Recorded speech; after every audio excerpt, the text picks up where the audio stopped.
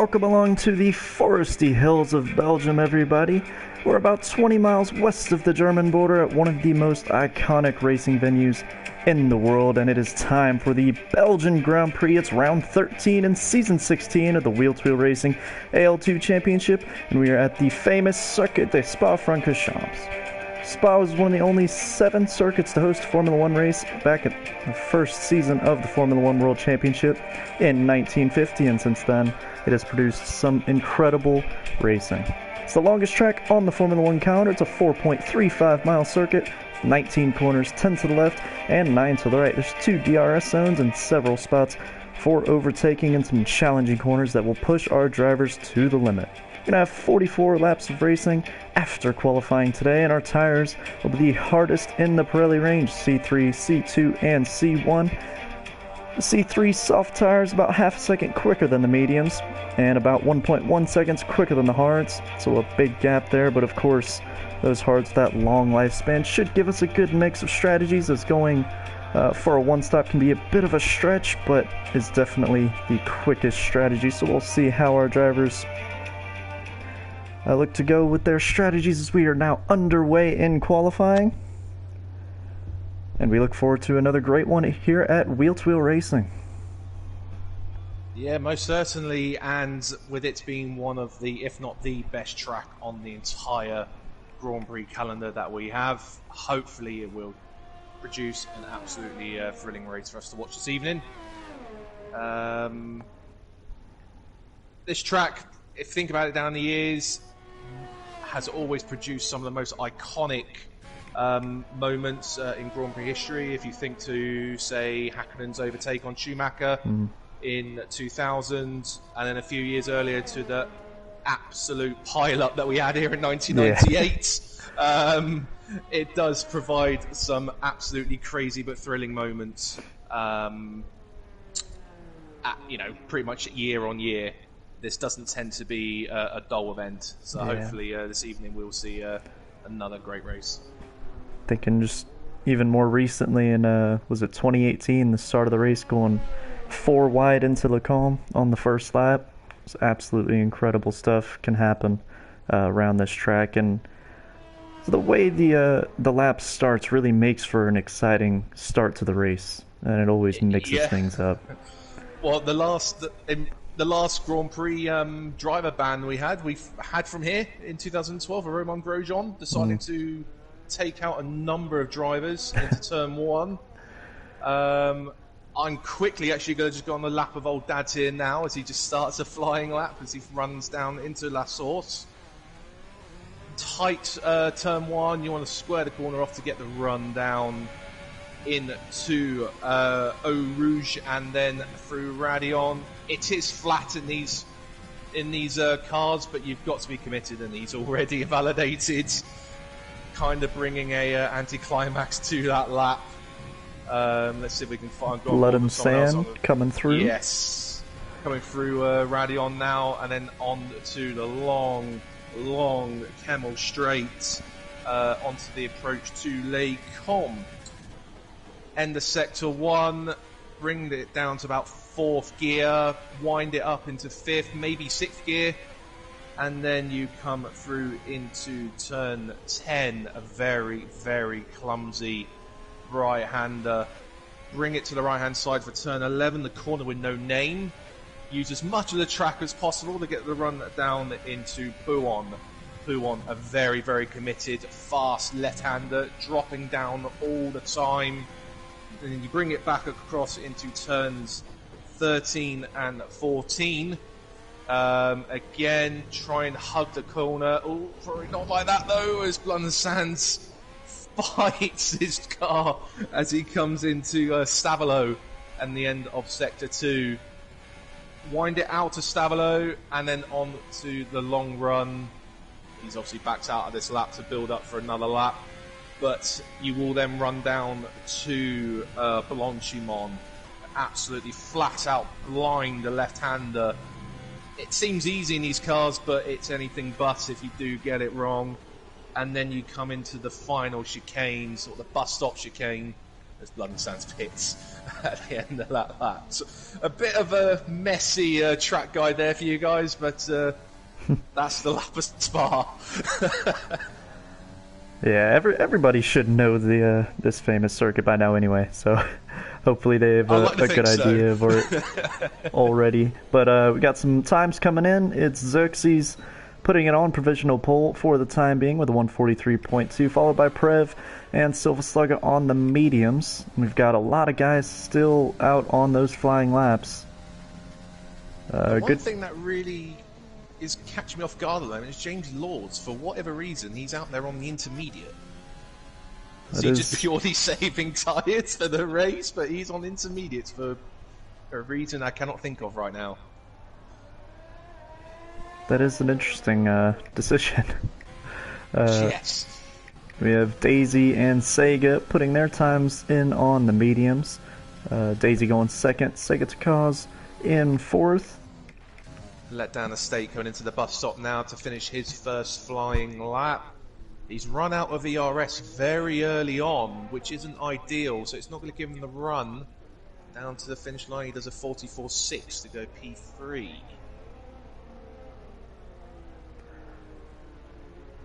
Right, who else we got out on a lap? I think CHM currently on a lap in the middle sector, also on those medium tyres. Navigating the last part of Sector 2, coming to Stavolo now. Looking tidy.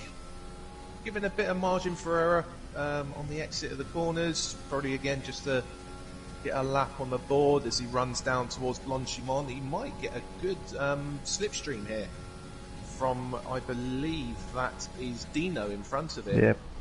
Giving him a run down to the bus stop chicane.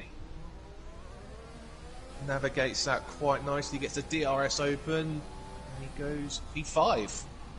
145.3 on those medium sides. It's a solid lap on the mediums there for CHM.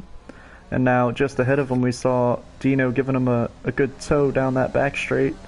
And Dino's now just starting his first flying lap. And I believe he is the only one. He had to back out through Eau Rouge. The car was very unsettled. Didn't look at all confident through there, and there was a definite lift. He did save it. He did so save credit it, to him. But yeah, it looked rather sketchy. So Dino still got the hammer down though, trying to set his first lap time of the session. Seems to have quite a bit of understeer in that car. It doesn't look like it really wants to stick with him, which is a bit of concern. If he's got understeer through some of these corners, yet the car then wanted to step out of him at Eau Rouge, it's potentially quite a handful car this at the moment. But he's continuing his lap nonetheless.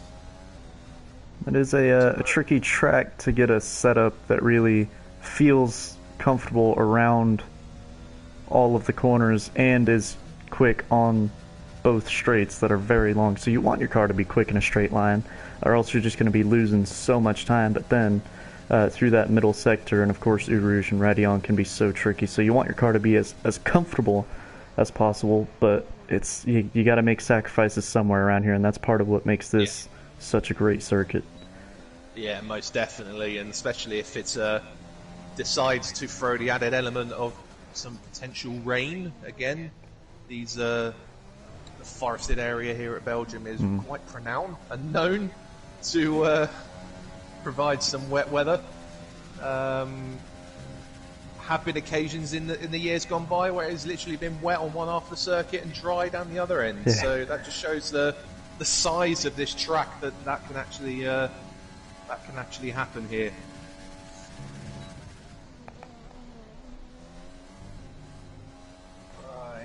I'm on board with old Dads. He has just invalidated again, I'm afraid. So he's I believe, hopefully, just on a sort of cool down almost to build this lap back up, or will he have to box and refuel once again?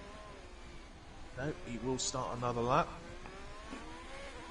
A little bit squirrely on the exit of the bus stop, so not the most ideal beginning to the lap. He navigates La Source. See those quick upshifts on the exit of La Source there, just trying to get as much traction as he can. And this long run, it's full throttle all the way from turn 1, all the way through Eau Rouge and Radion, and then down to Le Combe. So it's just about the whole first sector flat out. Yeah, pretty much. And that's 30 seconds of the lap, 30 seconds of the lap is that first sector. But then this middle sector, as you said earlier on, you can really suffer if you go for a setup that's more towards the straight line speed. This middle sector will hurt you. He's navigated it okay so far. He runs down towards Pouon. How committed is he going to be? 7th gear. It's pretty much to the white line. That looked good through Pouon there. Traffic getting well out of the way. It's looking a rather tidy lap at the moment. It's showing as purple middle sector on my screen. It has looked a good lap. Really just one decision to make here. Braking point and turning into the chicane. It's been a good lap so far. A lot of time can be found or lost here if you don't get it right, but looks to have got it pretty spot on. He gets the traction out of the run down to the finish line, and he goes P2, 1:43.8. Xerxes still holding a 6/10 advantage though. It was a good opening lap he did there. Yep. Now we have the other Ferrari on a flying lap. Coming towards the end of Sector 1 down the long Camel Straight.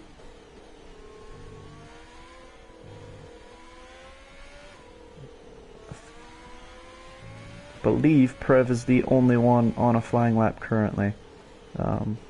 Maybe Xerxes as well. We'll check that out. Xerxes now coming to the end of Sector 2 through Stavelo. Chosen the medium tyre, having done his first run on the softs. Maybe hoping to try and improve to actually end up starting on that set. We'll see how this finishes up for him. Ooh, big lock up into the chicane. And he abandons the lap. Bit about the Prev. Showing us nearly 4/10 up on his personal best after 2 sectors. If he keeps that up, might find himself going just ahead of a letdown estate. Gets it just about stopped. Quite hitting the apex on the second part of the bus stop, but it'll go down for the run down to the line. Ooh, and he does get him. And he does go 4th.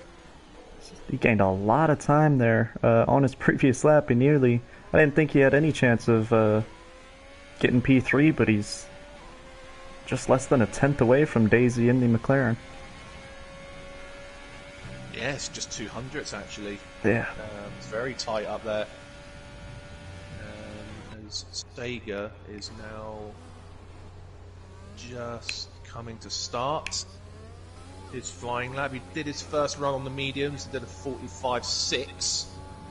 We'll see how this lap on the soft tyre now compares. Smooth on the power out of La Source. How's he through Eau Rouge? Ooh. Yeah, he's cut the corner. Lap's gone already. And you'll see likely during the race a good bit of track limit warnings there, doing just what Sega Takaz did, because if you can cut that left side going into Eau Rouge, then it really just opens up the rest of the corner and makes the whole sequence much, much easier to navigate. So that's what all of our drivers will try to do. They'll be trying to push the limit there on the corner entry to make the rest of the corner sequence more straight-lined, but of course Sega Takaz is going a bit too far to the left there and invalidating. And not only does it make that sequence of corners a lot easier to navigate, it obviously increases the speed that you can actually take through that section as well, which gives Exactly, you the run yeah. up down the Kemmel Straight. So it is crucial to try and literally thread your way through using as minimal steering wheel movement at all through that section to just not scrub any speed off. We've had Maxi join the session. He's, I believe it's an outlap. It's not showing it's an outlap on my screen, but I believe it's an outlap. As he's having a spin through Puon. Doesn't want to use up those tyres too much because this is the only run he's really gonna get for the qualifying session will end, because it's such a long lap. There's no chance he can pit and come back out and do another run. Due to his post-session starting arrival, he's not going to be, at the moment anyway, not sporting his normal 91. He's got the Daniel Ricciardo number 3 on his car at the moment. And then we've got a few guys out there starting their final runs. The man on provisional pole going for a fresh set of softs. I'm going to keep an eye on Daisy. Just starting his lap now. P3 at the moment. His previous run was on the medium tyre. So, again, we'll see how much of an improvement he can make on those softs. Navigates Eau Rouge and Radion very, very nicely. Did get that run down to the Kemmel Straight towards Daycom. It's at 30.1. He's a little bit up. A good start to the lap, this.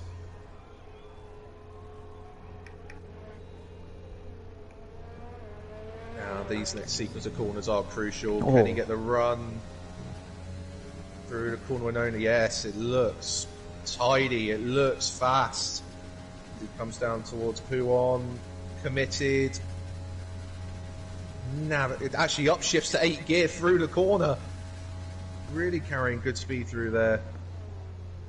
Now up ahead, I think Xerxes has been improving on his time. So he got himself a fresh set of softs, and he does improve. Wow. It's a mega lap time from Xerxes. A big gap between him and the rest of the field. We will see now if Daisy can put himself on the front row at least. As you said, been a good lap so far.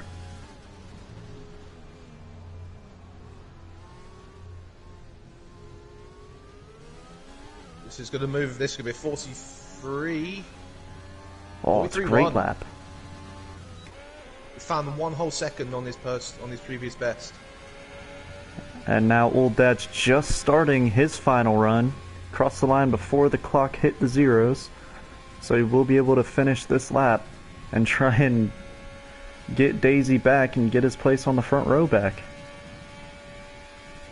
Got to find 6.5 tenths to do that though. And his first run was on the soft tyre, so to find 6.5 tenths on the same compound is no easy thing to do. But he was up on his personal best through Sector 1. Sector 1 you don't tend to find too much time, because as you said earlier on, it's pretty much all flat out. So it's very difficult to actually find too much time through Sector 1, but his middle sector is looking good. He downshifted 1 more gear than Daisy through Puon. Did briefly go into 6th, probably just to get the turn in. But again, the middle sector is looking quite a strong. He's 2 tenths up on his personal best. And he's a very good. Oh no! And that was Xerxes. He's ended up pretty much running into the back of Xerxes. That's really unfortunate. Yeah, I didn't quite see what happens. I was on an external camera view and the camera just changed shots. So I got a good view riding on board with Old Dads. It was Xerxes on the racing line going very slow, and then Old Dad's went to the left to avoid him. At the same time, Xerxes went to the left to try and get out of his way. It was really unfortunate for Old Dad's there, but he does start third alongside his teammate in fourth, so there is an opportunity there for Old Dad's. Starts the race from a good position. And that is the end of our qualifying. Three guys in the pits, the rest have crossed the finish line. That is your qualifying order. Xerxes again taking pole position by, like he did at Hungary, by quite a good margin, with Daisy on the front row with him, and then a all Ferrari second row with Old Dad's third and Prev in a very good, impressive fourth position there, and then a letdown estate and a second Red Bull on the third row alongside the Alpha Tauri of Dino. Then we have Sega de Cos and CHM. CHM, the first of the drivers who will be starting on the medium on the grids. Silver Slugger gets 9th. James Laws does make it into the top 10. And then we have Maxi and Blood and Sands on row 6, neither of which setting a time. Maxi was a late arrival. I'm not sure what happened with Blood and Sands, not getting a lap time in, but they will both get that free choice of tyre for the first stint of the race.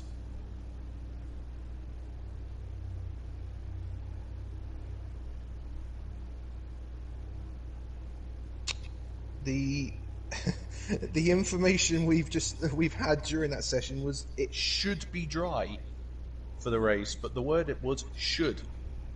So I'm not quite sure how to read into that. Whether there is a threat of rain or whether it's just the forecast was just showing it was going to be dry and they just didn't want to jinx it. Yeah. Of course, in this game it is, I think, good thing they've put into the game. Makes it more realistic, where if it's just showing an overcast day forecast for the race, it can turn into some rainfall at any point. So I do quite like that about this game, but as of now it does look very sunny for the start, so it doesn't look like there will be any rain coming anytime soon. No, and that will I think that will cheer up a lot of these drivers after what they had to go through at Hungary, with it raining for a lot of that race at Hungary. I think they'll be praying for a fully dry race today.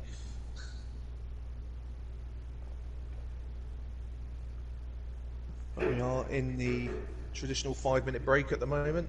Allow the drivers to sort out their strategy, toilet break, drinks break, whatever they need to do. Just give them that opportunity to be ready for the 44 laps that we will have here at Spa.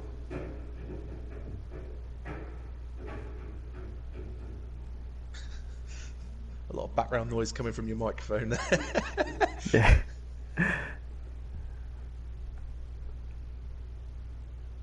So, we saw Wednesday's race in AL1. We were short a few drivers.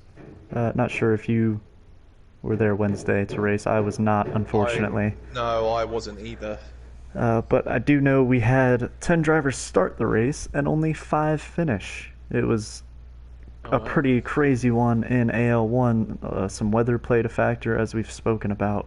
Weather can always play a part here in Belgium. So certainly, if you can't tell from that, because AL1 usually is a very consistent league in terms of not many DNFs, but 5 DNFs on Wednesday should tell you everything you need to know about this circuit. It can be really challenging.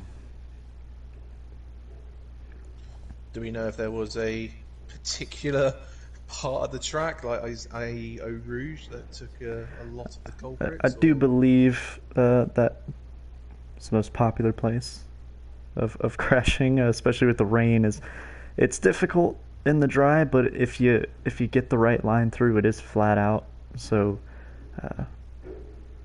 drivers, especially in AL1, usually we don't see them struggle with that in the dry, but then in the wet, it takes so much precision, and you have to come off the throttle. And Yes. it's so difficult in those mixed conditions. So, but we can talk you through the standings in AL2 before we get underway. We have right now Xerxes is the top of our current drivers, sitting at 253 points, and then next is Old Dad's getting that. Now got a couple of wins, hasn't he, in the last few races? Or no, sorry, a win last week and a podium the week before that. So Old Dad's in good form. Last week's race winner, followed by Sega Takaz in the Williams, followed by Daisy in the McLaren. Then we have Maxi, then down to Prev, Letdown Estate, CHM, Blood and Sand, then James Laws below him, Dino, and Silva Slugga, bringing up the rear in the driver's standings. So that just gives you some context of the general pace of this league before we go racing. And yeah, it should be a good one. We know Xerxes has the pace out in front,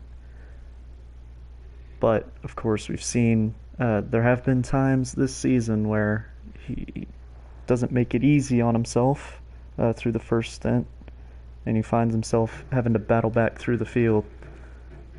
But starting from pole here, you would favor him with the pace he showed there, over a second to the rest of the field. He's got to be the favorite to win this one. Yeah, you would think so. But again, I say last week was one of the prime examples where he made it quite difficult for himself. He did not get a good start, and he literally from that point never had the track position, never had the control of the race. He was always kind of behind Old Dad's and behind Daisy at times as well. Daisy did have a strong section of the race to actually find himself in the lead. Or he ended up getting a drive-through speeding under the virtual safety car, which kind of ruined his pursuit of the race win. And then a late spin from him as well then meant actually I believe it was Maxi came through to a shock P2 from absolutely nowhere last week, and just ahead of Xerxes behind Old Dad's. So then our drivers are all in their cars and underway on the formation lap as we get ever closer to lights out here at Spa. And this really is, well, I was gutted to miss this race Wednesday, as here at Wheel to Wheel we run 2 seasons for each game cycle, and so you only get to do this track twice in this league a year. So it doesn't get the nerves going, I think, right about now for these drivers. I'd be feeling the adrenaline of going around such a special place, and something that happens so rarely, where you get to go with 11 of your mates in a league in a structured race. It is quite special. So hopefully it's a good one, and hopefully all of our drivers can enjoy it, because it is a great experience to go around here. It definitely is. The one thing that you're definitely not going to want to do, like at every track, but this track in particular, is you don't want to lose your front wing on the opening corners. With it being such a long lap, you will lose a bundle of time recovering to the pit lane and then along the pit stop. To have that wing repaired on the opening lap would be a disaster for any driver if they were to suffer that. So hopefully we will see a clean start and therefore a good competitive race. Yeah, and it is such a tricky turn 1, isn't it? It's so tight, and it's not a long run down into turn 1. So you really, once the lights go out and you get that initial getaway, you don't have much time to think about where you're going to position your car or any time to sort yourself out. You just sort of gotta stay where you started almost, and hope for the best going through turn 1, because there's not really any room to make a move before that. No, but because it is that that shorter run, it's obviously a lower speed approach into that turn one. It does actually mean it can maybe entice the driver to try and do a bit of a sneaky move down the inside or even around the outside at turn one here, to gain a position or two, because it is such a slow speed approach with the short run down to turn one here. Yeah, a lot of drivers will be wanting to keep it cautious for the reasons I stated, but then of course the other side of that coin is if everybody else is being too cautious, somebody might be there to take advantage. So all of our drivers back on the grid. We look forward to a fantastic race here at Spa. We are just about set to get underway. Vernon, I'll let you take this one away. We have the 5 red lights lighting up at the moment, and we are away here at Spa. A very, very even start across the grid, down to that short run to turn one, but Xerxes, we've got cars starting left and right already. But Xerxes did get the run down to turn one, but he's gone deep in turn one, and it's allowed Old Dads. We've got the safety car already. Oh my goodness. We have a safety car already, and we've only done one corner. But that gives me a chance to get that order. So Old Dads has got the run out of turn one into the lead from Xerxes. Sega the Cos has jumped 4 positions up to P3. Silver Slugger corner. up Silver into Slugger 5th. is 5th behind Prev. Maxi up to 6th from 11th on the grid. Dino has dropped 1 down to 7th. Blood and Sands is up 4 up to 8th. And then we had the 4 drivers that seem to be involved in 2 separate incidents. Daisy from the front row down to 9th. DHM has dropped a couple down to 10th. James Laws 11th. And a letdown estate, the joint biggest loser, with 7 positions lost down at the back of the field. I believe a letdown estate was actually spun around at turn one. I'll just say I had going on in that short run. The onboard of Old Dads just to see the 2 in front of them going side by side, and then out of nowhere a car went flying up the inside and everything went to hell. It looked like through turn one. But we look at the race director to see what's gone on there, because I don't know how. So we've got Daisy, who has got a 5-second time penalty for a severe collision with a letdown estate. Sega de Cos 5 seconds for a collision with Prev. CHM has got a 5-second penalty for a severe collision with James Law, and I'm not sure how this has happened considering he only did 1 corner of racing, but a letdown estate has got 2 5-second time penalties for corner cutting. I don't know how that's happened when we've only done 1 corner. But letdown estate has got 2 separate corner cut penalties. I will need to see a letdown estate's replay after the race to see what happened there from his perspective, but that is really bizarre to have 2 penalties of that nature after just 1 corner of racing. Yeah, I'm sure we'll see some onboards after the race from all of our drivers. We'll be submitting that footage. We've got Sega, Blood and Sands, Prev, Dino, James, Daisy that is, and a letdown estate all pitting at the end of this first lap. Some for damage, some I think just strategically. Yeah, these soft tires, obviously the top 10 starting on the same tires that they used in qualifying, so not a fresh set, and those softs will be degrading quicker than the mediums, so maybe our drivers starting on the softs wanting to change up the strategy a little bit, be on the fresher tires, and they don't really lose much out of it because of this safety car, so it's almost like a free stop. They might lose a couple of places in track position, but in terms of time, they'll be able to get right back up with the pack. So a good mix of strategies already. That's one thing this game still hasn't gotten right. I've noticed this back in the day on my old league. Normally, if you're under a safety car or a VSC, it's more collisions going on back there. Normally under a safety car or VSC, you're not allowed to serve your 5-second or 10-second time penalties that you get given, but this game allows for that to happen. So those guys who got those 5-second time penalties, they pitted. Those penalties have been served according to the game. And I don't know what's going on here. Yeah, I think James Law, but it's Daisy. It started with with James Law's hitting the back of CHM, and then he did it again as he looked to be passing him, and I think CHM's just getting hit by both McLarens now. Not sure what's happening. No idea what's going on there. Prev has been given a penalty for ignoring yellow flags. There's a lot of I think the best way to describe it is just uncertainty and confusion. Yeah. It's not giving us a good picture of what's going on out there at the moment, because it's just, yeah. After all of that, though, CHM ends up with 15 seconds in penalties. James Laws has 10 seconds. Let's have another look at this race director.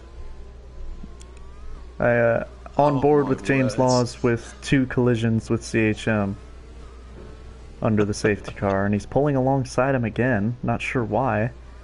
As they come towards turn 1. It is meant to be a single file queue here in Formula 1, not like IndyCar or NASCAR or some other racing series that go 2x2. Yeah, so James has had 2 penalties for hitting CHM. CHM's had a penalty for hitting James, and then hitting James and gaining a place apparently. And then Prev has ignored yellow flags and has also got another 5-second now. So there's a lot happening here at the moment. CHM and James Laws are still at it.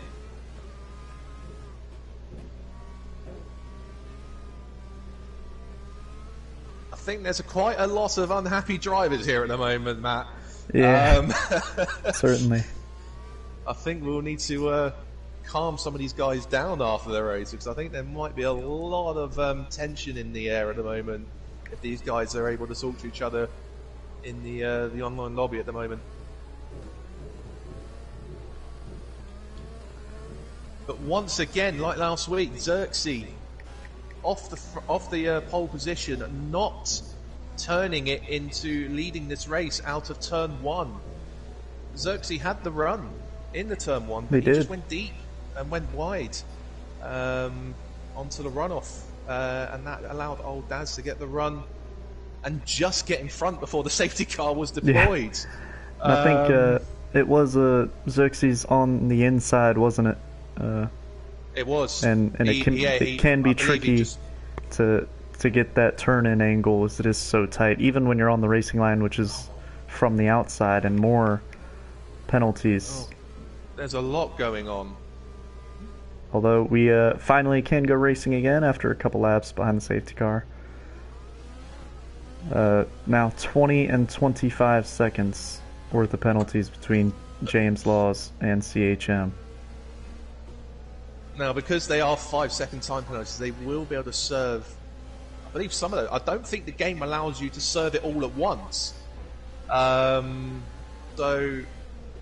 they may be able to get rid of some of those penalties in their pit stops, but some of those will linger at the end of the race. And then the FIA decisions will need to be looked into after this.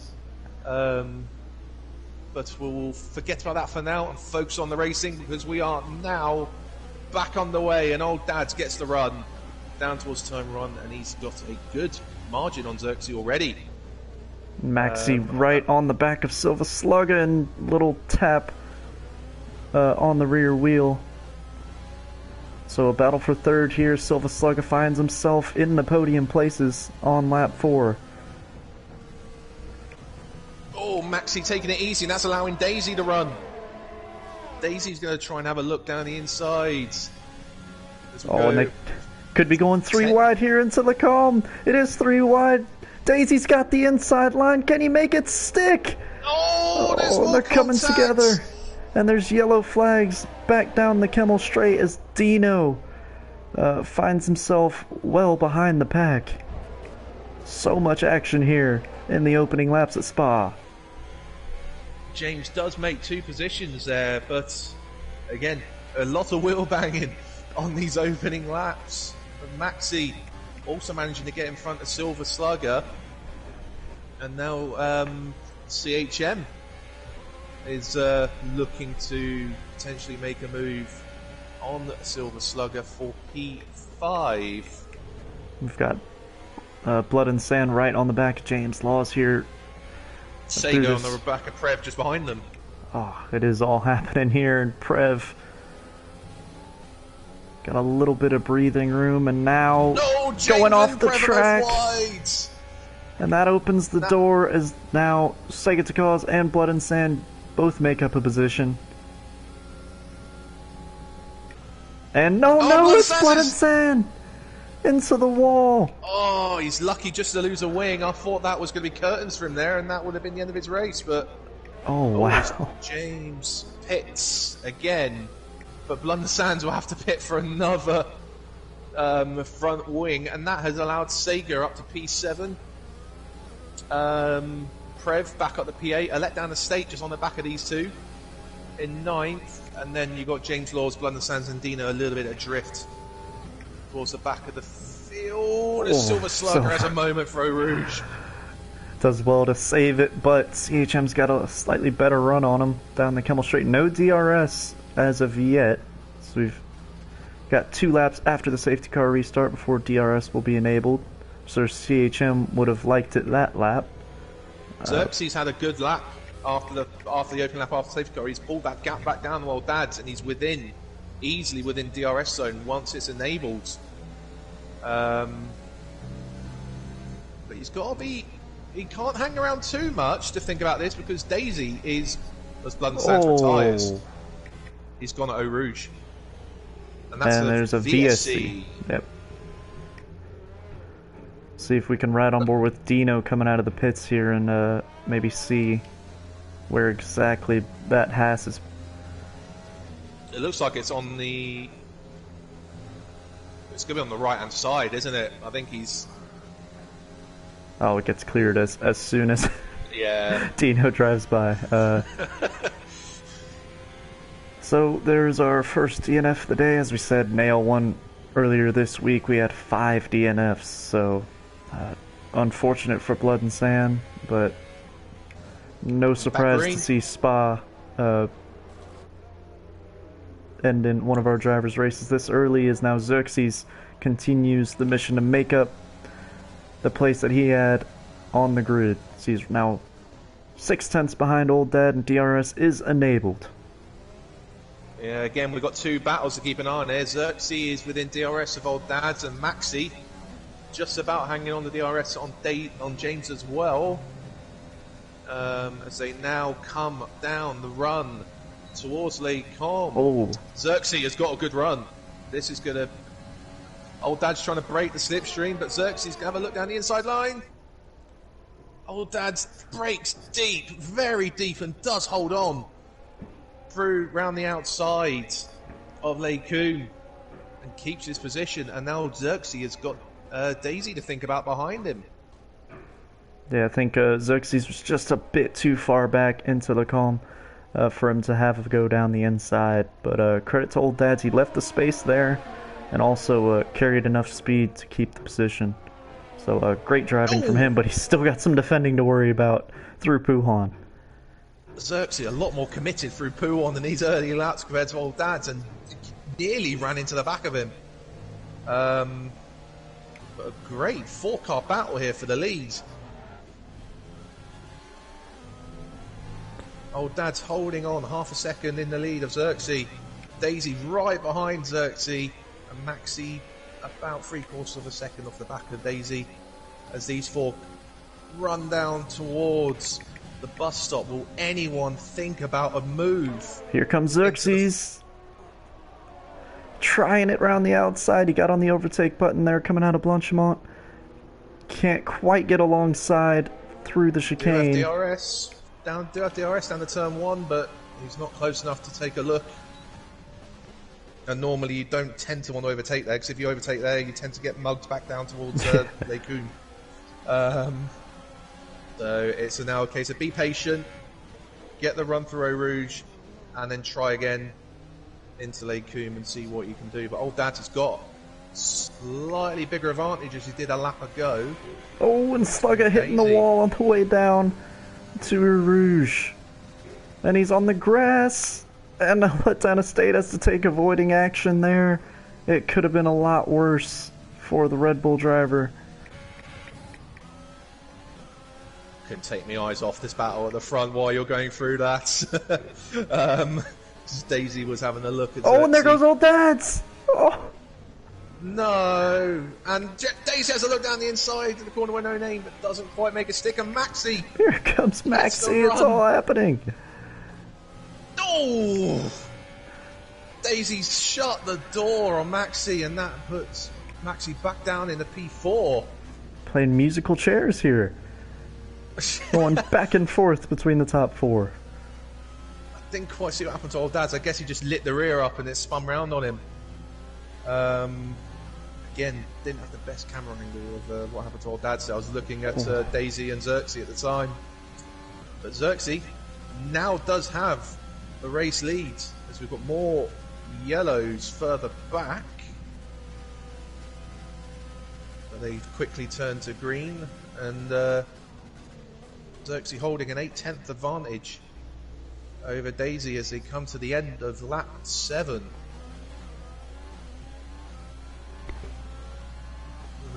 So we've got Sega right on the back of CHM coming out of the bus stop for the battle for P5 with Trev right behind the pair of them.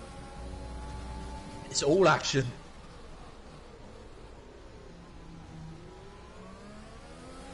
I don't know where to look next.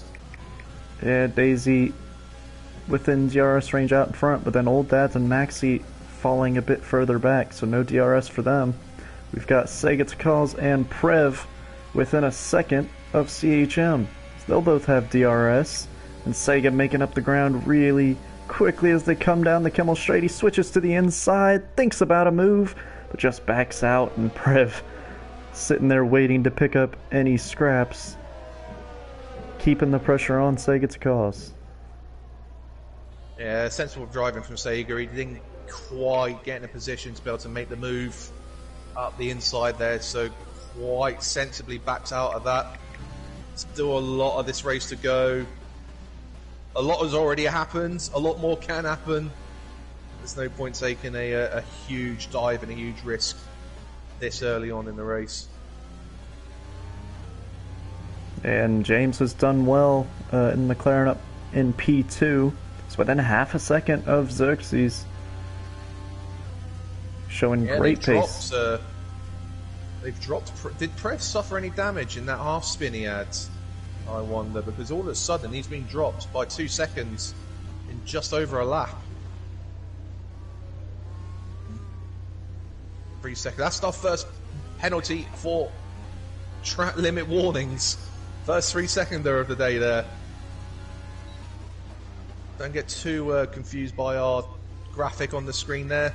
You're not thinking we're stupid. That is the first 3 second penalty. The rest have been for 5 seconds. Time penalties for all sorts of shenanigans happen in the early laps. Oh, and I think Daisy just about staying within that 1 second window.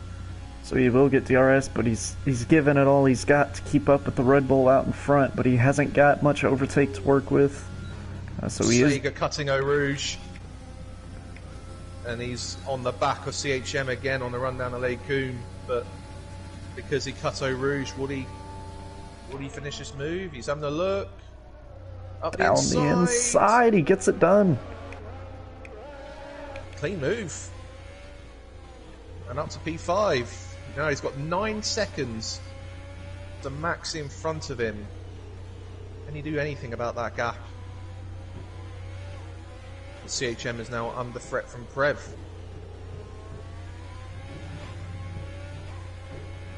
And Daisy now continuing to close the gap through this middle part of the lap.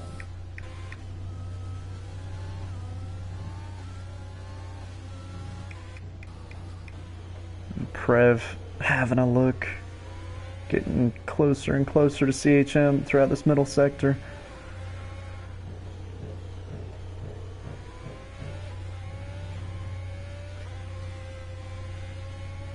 If you can can just stick with him, he is in the slipstream. If he can stick with him, he might have a slight chance to look into the bus stop. Yeah, he does have plenty of overtake to work with, Prev. So he... Not quite close enough, I don't think. Nope. Gets it slowed down. Can he get a run down towards turn 1, or will he be looking at the Kemmel straight again? I think he's in position just to stay behind him. Yeah, go I think down the Kemmel straight. He is planning for it down the Kemmel straight, saving his overtake all throughout that lap, and now out of La Source, giving it a little bit of overtake just to make sure he's got that exit speed and gets a good run through Rouge. And now he will have DRS down the Kemmel straight, and he's back on the overtake button and closing quickly on that Mercedes. CHM stays to the outside. Prev's gonna try and have a look up the inside. Oh, but CHM just closing the door, and Prev backing out to avoid any sort of contact. CHM keeps 6th for the time being. Again, that was very close, but CHM had still had the right to turn in. Prev wasn't really far enough alongside to really be entitled for that move. So I think Prev knew that he wasn't gonna get the move done, and he was, if he had stayed alongside, it would have just been his front wing out there waiting to be hit. So smart of him to back out, and CHM defending that 6th position, and this little battle has invited a Letdown Estate to join him. So he's now just 3/10 behind Prev. Yeah, meanwhile, while we've been watching these guys, Xerxes has gapped James up front. So Xerxes, since taking the lead and has now settled into some kind of rhythm, has now pulled nearly a 2-second lead. Old Dads has pitted. And Old Dads is going to come out behind this battle that we're watching at the moment. Not the best track position for Old Dads there, but will Prev is a lot closer this time. He will have a much better chance this time round. Already ahead before they get to the braking zone. Does he get it slots? He does. Good move. Yeah. P5 for Prev. Simple enough that time. As you said, he was much closer coming out of Radion onto the Kemmel straight. He had still plenty of ERS to work with. Got on the overtake button early. DRS made it pretty straightforward for the Ferrari man. But now, CHM still got more defending to do, as a Letdown Estate is now got his sights set on that Mercedes. Yeah, the troubles don't end for CHM, do they? They keep coming thick and fast for him to defend against. A Letdown Estate, having lost his entire wing in the opening corner of this Grand Prix, and somehow getting 2 corner cut penalties in 1 corner. Recovering from that incident, and is now looking to pass CHM for P6. I thought he was going to look up Blanchimon there for a second. Oof. Very close, but would he have a look around the outside at the bus stop?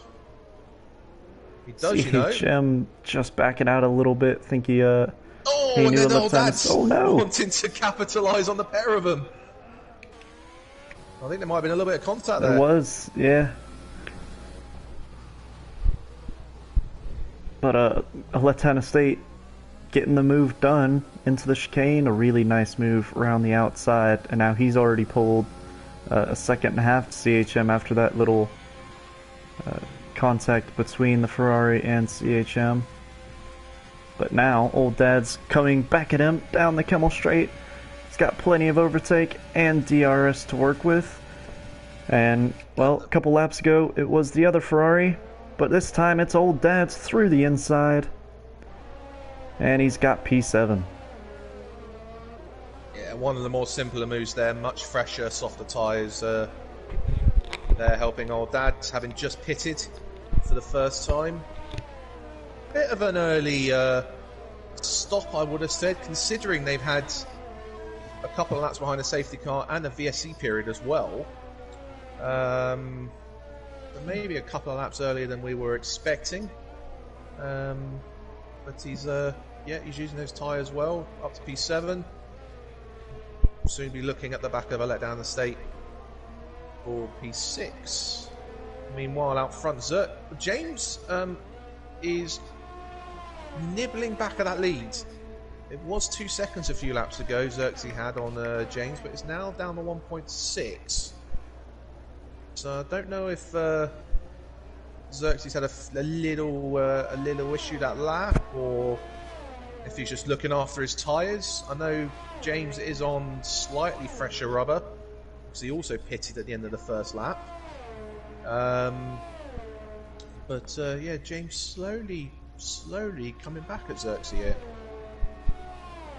Yeah, and old Dad's setting the fastest lap and getting himself right behind a letdown estate.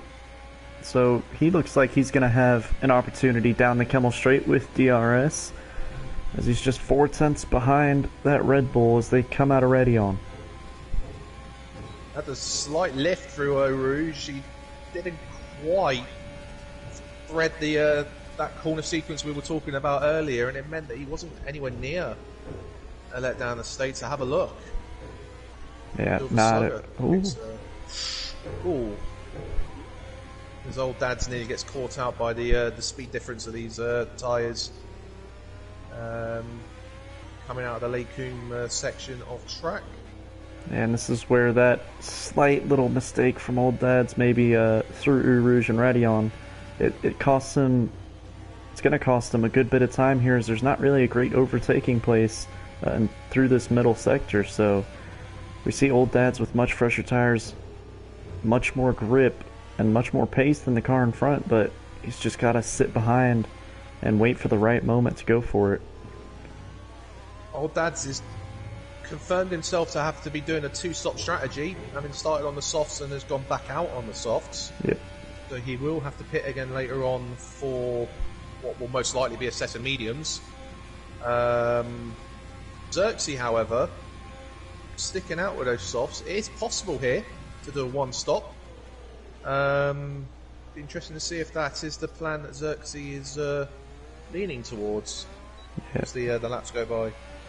Just takes that little bit of tire management, because it is a bit of a stretch to go soft medium, but it definitely is doable. And of course, with the time difference, the delta between the tires, those mediums are the tire you want over the hards. So we'll see how the strategies go, but old Dad's having another little moment through Eau Rouge and Radion. Yeah, once again, he's not getting the car set as he navigates through the dip of Eau Rouge, and the rear end was stepping out on him once again, and that once again meant that he wasn't in a position to even consider a move on a letdown estate, which allows a letdown estate possibly another lap of being out in front of old Dad's. That gap down out the front continuing to come down slowly. And Xerxes uses his overtake to get that gap back up a little bit.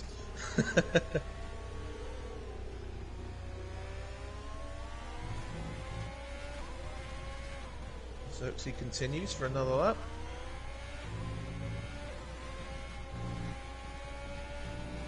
Still doing 48s, Xerxes, on that 14 lap, now on his 15th lap. Better soft tyres. I'm going to have to go back to old Dad's and see if he can have another go at letdown the state, round 3. See if he can get Eau Rouge right this time to give him the run down towards Lake Coombe.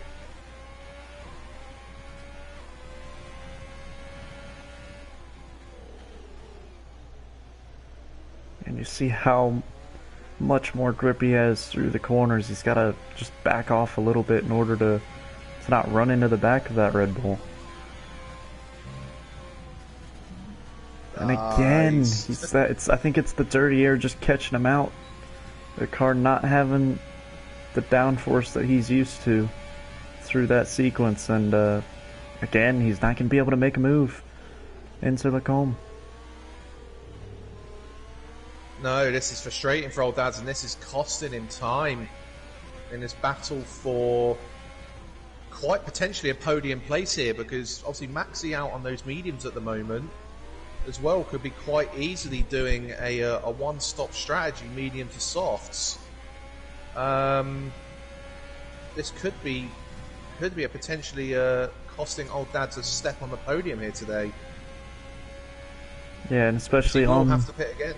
Yeah, as I say, the strategy calls for a mega stint on these fresh soft tires where you're just putting in banging lap times all the way through, and then that would have helped him make his way back up to those guys around the podium positions that he would have been competing with. But finally he is alongside, and he has just got his nose in front of a letdown estate as they come into Blanchimont. And Old Dads has finally got the move done up into P6. Good committed move there. He got the run out of the Stavolo corners and just used his overtake to get him alongside, and because he was pretty much in front of the two cars going into Blanchimont, the letdown estate backed out, just conceded the position knowing that the position was pretty much lost at that point. But yeah, if the guys out in front are only stopping the once, Old Dads is effectively 28 seconds off the lead. He's got to pull 28 seconds if he's going to make this two-stop work. And he's got to use these fresh soft tires now. He's got his teammate in front of him. Hopefully that won't be an issue between the two teammates, but he's got to make the most out of those fresh softs. He goes a little bit wide there. But shouldn't be an issue with Prev. Prev should get out of his way, but the problem is Prev is coming up on Sega. So if Prev is wanting to get past Sega, he might not be as willing, shall we say, to move over. That little mistake from Old Dads has brought a letdown state back into things. So the last thing Old Dads will want is a letdown estate coming back at him. But no, definitely not. Now our race leader is into the pits. Lap 17. Leaving a 28 lap stint if he is to go to the end. And that is doable on the mediums, according to Pirelli. So we know their word is not exactly gospel, but they say the mediums can do a maximum of 29 laps in a race around Spa. So, as you say, 28 laps should be doable, but we will see how it pans out. It's going to be a push. But, yeah, he has given him himself every opportunity to try and make a one-stop work. I might have personally wanted to see if I can get to maybe a more, sort of maybe around the 20 lap mark. Here comes a letdown estate, as it was another moment for Old Dads out of Radion, and a letdown estate is back in front. Just what Old Dads didn't need, and what we were just talking about. And he's coming back out. And it's wanted to regain that position quickly. Yeah, but it's the stint not going as planned for Old Dads. So we know he's got the pace to be up there with the top three, but this strategy call, getting him stuck behind some of these midfield guys, it's going to cost him a lot of time in the big picture, and that's going to cost him even more time. It's a spin for Old Dads, getting up on that raised curb on the exit of Puhan. And round he goes, and now struggling to get any sort of traction on those tires as they will be scorching. Yeah, that is... unless there's another late safety car later on down the line, that has pretty much thrown any opportunity of a podium for Old Dads out of the window now, I'm afraid. As Daisy pits 1 lap after Xerxes. And now, Old Dad's teammate, as you said, was closing in on Sega Takaz, and he is now within DRS range. So maybe opportunity here if Prev can get a good run out of turn 1. There's a James McLaren that's joined the party. He's going to feed in the middle of these two. There's more yellows. Oh, it's that Old Dad's again. Final corner. It is. He's had a moment coming out of the final corner. But here comes Daisy down the Kimmel straight, closing the gap on those fresh mediums, switches to the inside. He is ahead going into the braking zone, and Sega Takaz just has to give way there. A good move from Daisy, wasting no time getting past the Williams. Yeah, that was a bit of a shame in a way for Prev. It cost him as Old Dad's as is he retired at turn 1, or has he crashed that? I'm not too sure. But it's brought out of VSC.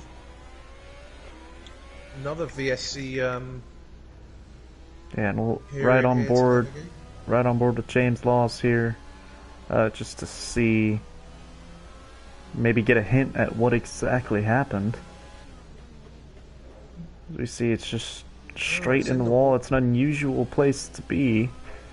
Yeah. Not often you end up out there just through a driving mistake. Oh, it's Silver Slugger. And Prev as well. Getting penalties for speeding under the VSC, getting drive-throughs. Yeah. That is a race killer there, and it's so easy to, if you want to get a good run on somebody in front of you after a VSC, then you got to be right on the limit of the delta that is given to you. But if you exceed it by even a millisecond on the restart, it's a drive-through penalty, unfortunately. And Prev coming in to serve his. Now, one thing Maxi's not going to want to do out front, he's got the lead through the fact that he hasn't pitted yet, having started on those mediums, but the one thing he's not going to want to do is end up boxing too early just because he's losing out to Xerxes, because he was a fair distance behind Xerxes before the pit stops took place. If Maxi's going to be wanting to make this one stop work, he's going to want to get probably another 5 to 6 laps minimum on those mediums to do sort of an 18 lap stint at the end on the softs. Yeah, and he's just got to remember that he's not really racing Xerxes and Daisy. He's more racing the guys like Sega Takaz and a Letdown Estate on similar strategies to him. So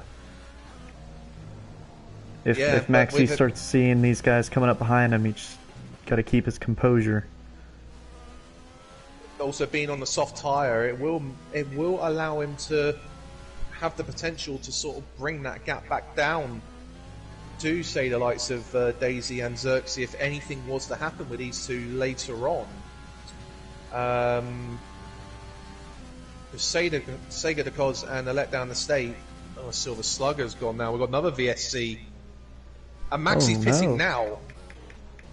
Maxi's using the VSC to pit now. And that is a more typical place we see DNFs coming through Radion, the top of the hill. So right on board with Dino, trying to get a look at where that Haas is. Just like his teammate off to the right. So unfortunately, the race is over for both of the Haas boys. And that is our third DNF of the day. Maxi comes out just behind a Letdown Estate, having taken his pit stop. The problem is he's taken the soft tyre, and 24 laps, 25 laps to the end on the soft doesn't really sound feasible. Unless he really does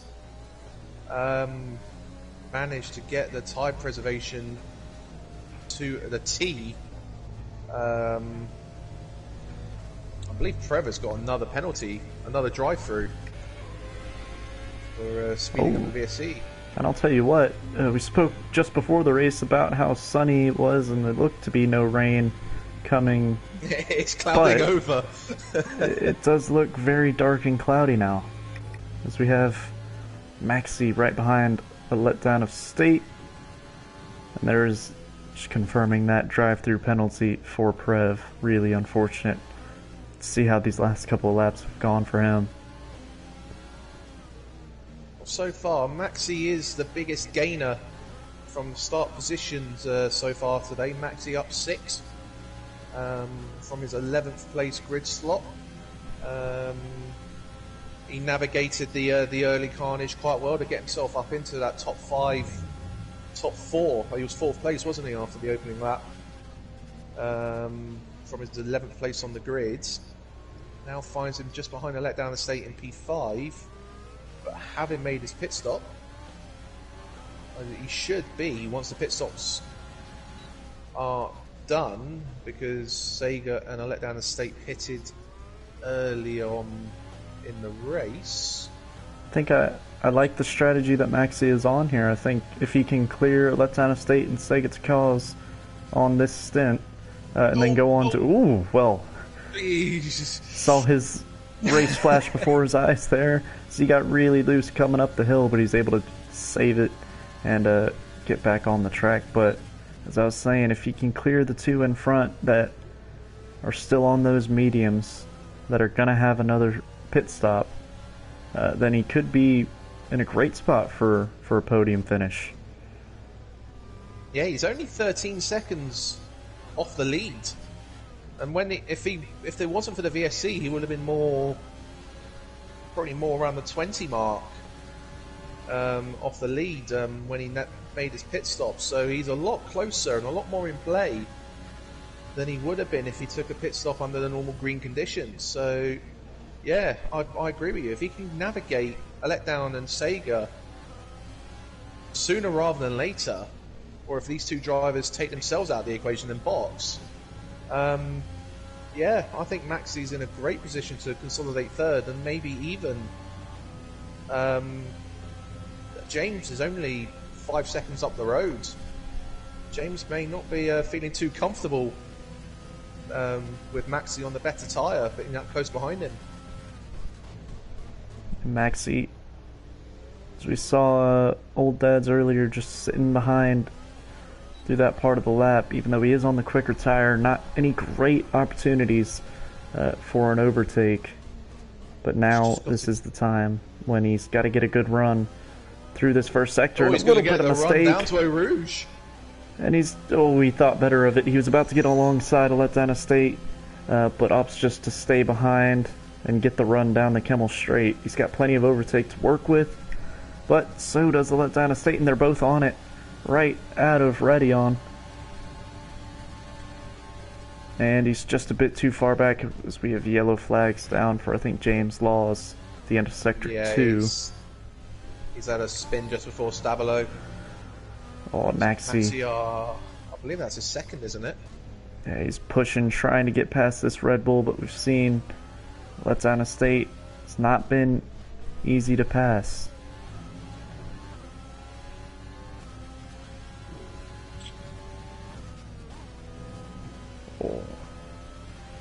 Very committed through Pouon though. Yeah, can he get past a letdown estate within the next lap and then make that gap so that he can actually have a look at Sega Decoz up ahead? As we saw with a letdown estate earlier, he got passed by Old Dad's and then he just came straight back at him. Oh, but here comes Maxi now. Stavolo got a great run. Did the exact same thing as what Old Dad's did earlier, just used his overtake to get the run before Longchimon. And he's just made it easy for himself and just blasted past ahead. And now he can think about Sega. Just 2 seconds up the road. I think that might be a point of weakness for a letdown estate. As you said, Old Dad's catching him out in a similar part of the track.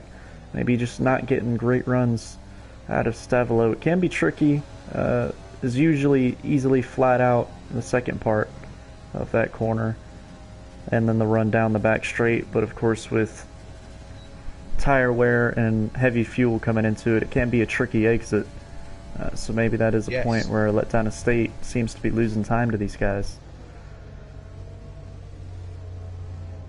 Yeah, definitely. Either that or using a lot of his overtake earlier in the lap, meaning he's not really got the ability to use overtake on the run down the Blanchimont and the bus stop to help him defend there, and it's just just leaving him a little bit more vulnerable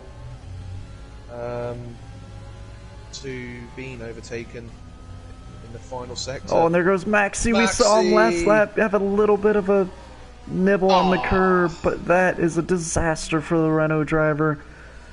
He was in such a good position to get himself on the podium, and he's gonna have to pit, and he's gonna lose a lot of time this lap getting back to the pits with half a front wing missing. Yeah, 22 laps to go, so he could make another set of softs work, or if he does have another set of mediums available to him. Oh, he's taking a wheel off, and that's him out of the race. And James Laws as well. James Laws. And they've got another safety car. Sega and a Letdown Estate. Oh no, not a Letdown Estate, apologies, just Sega taking this opportunity to pit under the safety car. As Dino gets a drive through for speeding. Yeah, no, there's a lot going on. So, James Laws, I think it was just up the hill through Radion where he lost it. That was, as we've seen a couple drivers already lose it through there. It can be tricky, so... And we've hit the magic mark of 5 drivers out. Matching Wednesday's number. And it's good to see the sun come back out as the cars will queue up behind the safety car. Looks like any chance of rain that looked to be coming has gone. So 21 laps to go. Hopefully stays sunny the rest of the way. CHM pitting as well. It would make sense. We would expect a Letdown Estate to box. That would make sense considering he's done 21 laps on that set of medium.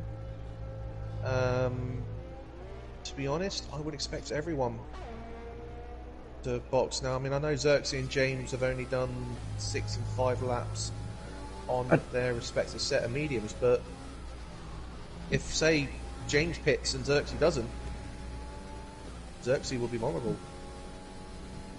Yeah, I think a Letdown Estate for sure is one. If I was his race engineer, I'd be telling him to come in the pits and get... I think he started on the soft tire, so he's already done the mandated 2 sets. So he can just go on another set of mediums if he feels that it's too long for the softs. He does have options there to use this free pit stop. Xerxes does pit, as does James. I see soft tyres for Xerxes to the end. I would expect James to probably do the same, and he is. Letdown Estate coming in as well. No surprise there.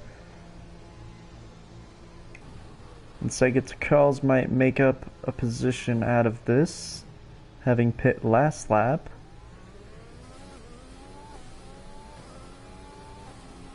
So yeah, that is State choosing the medium. Sega Takals also on mediums, having just pit, moves up into 3rd. So that'll be a fun scrap for that final step on the podium, being on almost identical tires the rest of the way. And Prev only on 4-lap old mediums. He'll be making his way up to the queue in 5th. Yeah, deciding to stay out, not take the opportunity to get a fresh set on as well. I know he's only done 5 laps on that set, but he's the only driver not to have pitted under the safety car sequence. I think he'll just be... It all does depend on what times they have available left as well, don't forget.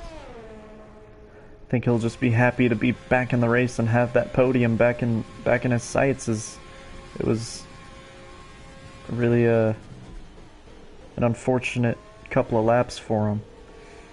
That saw him drop down the order, but now Prev will be right on the back of the Letdown Estate and Sega to Cause. Yeah, and then CHM will be... He'll be at the back of the train because Dino is a lap down and he is just behind. He's in between Sega and a Letdown Estate. Sorry, no, between James and Sega in the queue. Though Dino will have to obviously get out of the way once we do go back to green. But that could cause Sega a few issues. Doesn't allow him to get the run on James as well, and that might put him under threat from a Letdown Estate if Dino doesn't make it easy for him to get by.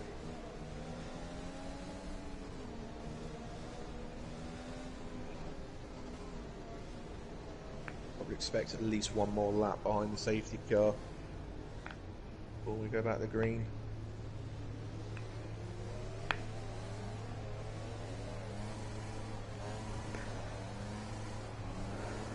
Yeah, and I think if you're in Dino's position, it can be tricky to unlap yourself in this game, so don't blame him for just staying in the queue, but obviously a tricky position to be in as you don't want to interfere with those battles, the cars on the lead lap.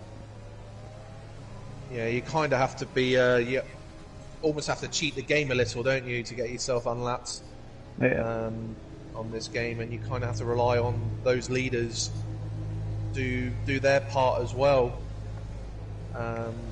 so that the game doesn't think that Dino is just blatantly overtaken. It's quite tricky to actually do so. Yeah, and I think it's in real life we see the lights on the top of the safety car go green, allowing cars to unlap themselves, and that hasn't happened yet. I'm seeing front wing. Dino's hit the back of James. That might make it a little bit easier for. Oh, what's happened there? Letdown Estate is navigating and sort of overtaking with a Letdown Estate here. They've been chopping and changing positions there. There's safety car shenanigans this race, that is for sure. A lot has happened, and usually a quiet and calm part of the race behind a safety car, but not today. Yeah, definitely not today. And I say Dino, he has knocked off his left end plate in picking up that penalty on hitting the back of James. So, to be honest, it might make it easier if he was to just box at the end of the lap, as the safety car is gonna come in anyway. So Xerxes will now dictate the pace. Drivers have got to be careful not to knock their front wings, or as Prev nearly hits the back of it Letdown Estate as I say that. Oh, she did hit the back of him. I don't think he'd lost any wing, but he did actually hit the back of him. Xerxes, when would he choose to bolt? When would he choose to floor the throttle? On the run to the bus stop or coming out of the bus stop? Oh, they do get so close, don't they? The guy's behind. There he goes. Gone. Oh, and he locks it up going into the chicane. Doesn't cost him too much time, and he is clear on the restart, so job done on that front for Xerxes in the lead. James isn't going to make it easy for him. He has had the pace today at times. James was closing up on Xerxes earlier on this race, so we may have a really good battle to the end here between these two.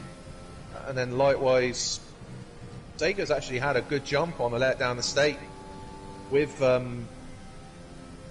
the beginning of that this lap.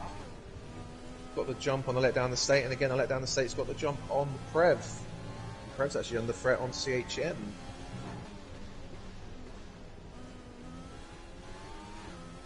And Daisy showing great pace in second. As we know, Xerxes, we talked about after qualifying, showed the pace that he has.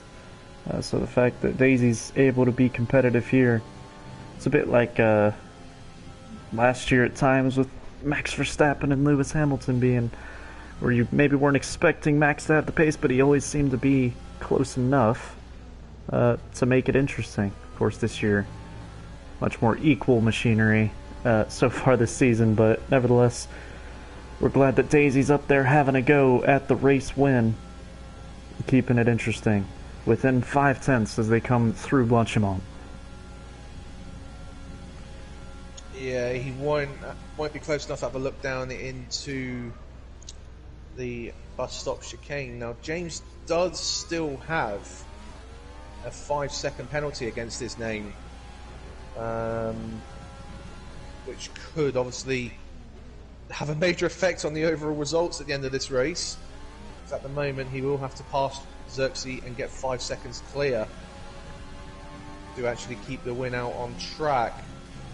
Yeah, he's we'll using say his overtake through Eau Rouge, keeping the overtake on. No DRS still though, so he's going to have to do this old school. But with Xerxes also using his overtake, can't get close enough. Yeah, it is worth saying though that I think Daisy's 5-second penalty that was given to him behind the safety car would be removed, as it seemed as though he did absolutely nothing wrong there. Yeah. Dino just hit the back of him, so I do think that'll be removed. So this is a fair fight for the win. Yeah, you would expect so. But he'll still have to argue it and prove his video footage to show he done nothing wrong. Yeah. To get that time penalty removed, so it would be a little while after this race for that to for any changes to take place in the results. But he is keeping himself in just about in touch. He's used a lot more of his overtake this lap compared to Xerxes. Yeah, I think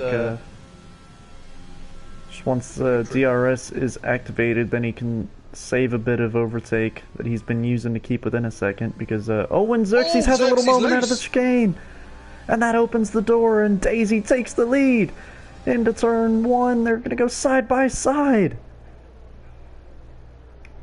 Xerxes holds it round the outside, but that will now give Daisy a much better run with DRS on the run to Les Combes. Can he keep it pinned through Eau Rouge? Oh, he does. Great run. He does. Using all of his overtake and on the grass as he opens up his DRS, and he does take the lead. Bit of an Belgian Grand Prix. Alex Albon style move there, a little bit on the grass, but no problem for Daisy as he takes the lead. Great driving and very opportunistic there from the McLaren driver. Capitalize on that mistake from Xerxes. Xerxes will be very, very keen to regain that position ASAP, having made that mistake coming out of the bus stop chicane. Quite an unusual error. We don't tend to see that from Xerxes too often. He's normally very precise with his driving. So to make a little error like that, he will be kicking himself. And he's I think now got to recover and try and regain his position back. Credit to Daisy though for putting the pressure on, as normally we probably wouldn't have seen Xerxes make a mistake like that, but when you've got somebody right on your gearbox for laps and laps on end, as we get to the business end of this Grand Prix, you can start feeling the pressure, and that can force you into some of those unusual mistakes. But he's looking to get the place back right now. He's within DRS range, and we'll see if he gets a good run through Eau Rouge and Rédillon and try and take this place back. He's done well to recover from that error to get himself right back in position to regain this position on this lap. Can he get the run with DRS? James, again, making it very tricky with which way is he wanting to defend, which way is he wanting to go. James does hold on. They try to make Xerxes go the long way around through the calm, but Xerxes unable to do it this time around.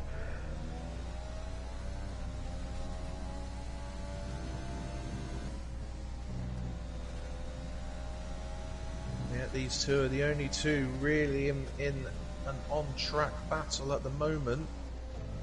Sega de Cos has got a pretty comfortable third place right now. Holding a let down the state back by 2 seconds.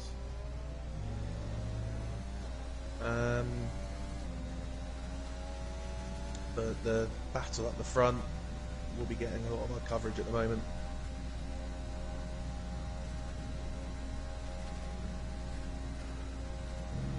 Xerxes looking to recover some of his overtake used on the previous lap. He goes a little deep into the bus stop, and there's actually put him, although he's still got the DRS this time around, he's under threat of not getting a DRS on the run out of Eau Rouge. Yeah, Daisy showing great pace to extend this gap now. It's over a second. And yeah, that's the DRS detection point now. He won't get it. Yeah. So now can Daisy continue to extend this gap? Or can Xerxes work his way back into DRS range? He's getting a little bit of a tow down the Kemmel straight. Helps him get just under that 1 second window, but that same effect that's giving him an advantage down the straight will be giving him a disadvantage through the second sector, dealing with that dirty air as we've seen him drop back 3/10 already in this sector. Yeah, James has had a really good beginning to this middle sector of the lap, and as you say, he's gapped Xerxes by a couple of attempts, which is not going to allow Xerxes to be in a position to try and come back at him. On pretty even overtake. I mean, Daisy there set in a purple middle sector just to prove that he did do a pretty good job in gapping Xerxes there, but Xerxes has managed to bring that gap back down at the end of the second sector. We're now back under 1 second. So really showing the sort of maybe the strengths and weaknesses between these two cars and drivers in certain sectors and certain sections of the track. Xerxes did manage to get himself back within DRS on the pit straight.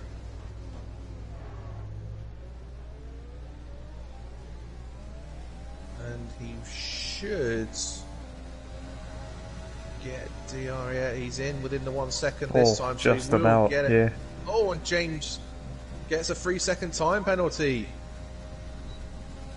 Yeah, I can tell you that 5-second penalty that he got will probably be removed, but that track limit penalty definitely won't be so. No. 3 seconds that Daisy will now have to pull to keep this race lead. And Xerxes, if he may have noticed that already on his on the graphics on the on-screen display he will have while driving. If he's realised that, it will change his approach completely. He knows he doesn't have to risk it all now. If he gets in a position to overtake him, great, but he doesn't have to worry as much now to make that move, because he knows if he just sits behind him and not get a penalty himself, he will win this race anyway. Yeah, he'll just be breathing that bit easier now because, as we know, Daisy is a tough one to overtake and showed great straight line speed when he's needed to in order to defend. So the fact that Xerxes doesn't actually have to make that move to get this race win just bring a little bit of relief to him. But he is closing that gap and he might want to have a go anyway. It's the racer and all James. of us, we want to get it done on the track, don't we? Yeah, oh, definitely. Winning it on the track outright, it will always feels better than sitting behind someone knowing that they've got a penalty and winning it out on penalties. Xerxes will want to win this on track, as any driver will, as you say, and he's in a much closer situation. You've got to be careful though. The last thing he will want to do is damage that front wing of his, meaning that the 3-second penalty James will have may end up being, you know, it won't matter anyway. If he breaks his wing, he might put himself out of contention here, but he's not wanting to give up.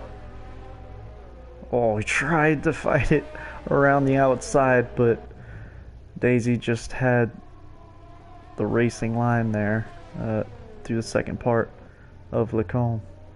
Was able to keep the lead. Yeah, Xerxes playing it really clever, and any doubt in an overtaking move, he's pretty much backing out of it, making sure he doesn't lose any part of his front wing, making sure he doesn't cause a collision. Playing it safe, but if he gets in a position to overtake, he will go for it, as we've seen already. Meanwhile, Sega is consolidating that third place, pulled just over 3 seconds ahead of Let Down the State now on the track. Let Down the State in fourth, and CHM on for a great result here in the top 5. Yeah, it does look like those positions from third down to 7th are just about settled.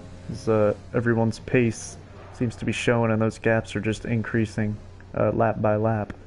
But something that's not settled is who's going to get this win. As Xerxes, having a look, switches to the outside as they come towards turn 1. He's going to have to go James the long deep way on the around. brakes. Oh, he does get it stopped. I didn't think he was getting that stopped, but he managed to do so, and he still keeps hold of this race lead. But now he will be under pressure as he has to lift coming up the hill, and now Xerxes is in a great position and switches to the inside at the last possible moment and gets past the McLaren. Great driving from Xerxes. Great driving, great recognition to see that and be able to switch to the inside as late as he did. Because that could have so easily, because he had the DRS open when he made that switch as well, so he could have so easily have lost the rear end of his car there. But he made it stick. He's out in the lead, and he'll be looking to break away now. James once again showing his very hard defensive driving that we have seen in previous races. Yeah, now he is trying to fight his way back through the second sector, where I think he has had the advantage throughout most of this race through that middle sector. And he's just about keeping it within that 1 second window to keep him in range. Yeah, James now in the position as well where he's got slightly more overtake available to him. We're talking fractions, but those fractions could mean so much in terms of actually getting in position to make an overtake. So will he be able to come back at Xerxes? Well, Daisy is using a bit of overtake to try and cut that gap down, as he didn't get a great exit out of Lesource. No, and he hasn't got it. Range. No, he was about half a tenth outside of the DRS zone, and that will be music to the Xerxes' ears once he realises that Daisy isn't in range. Xerxes has got that gap, and if he can keep it tidy, he should, in his opinion, should be able to manage this from here.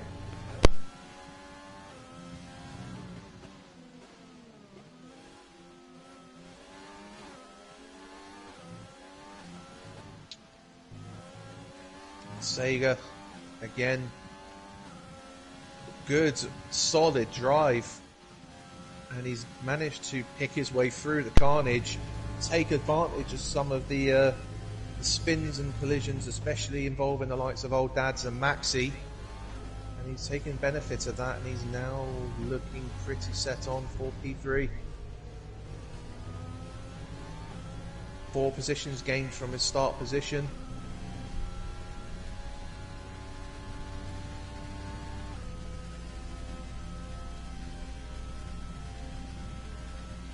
We come into the final 10 laps of this race.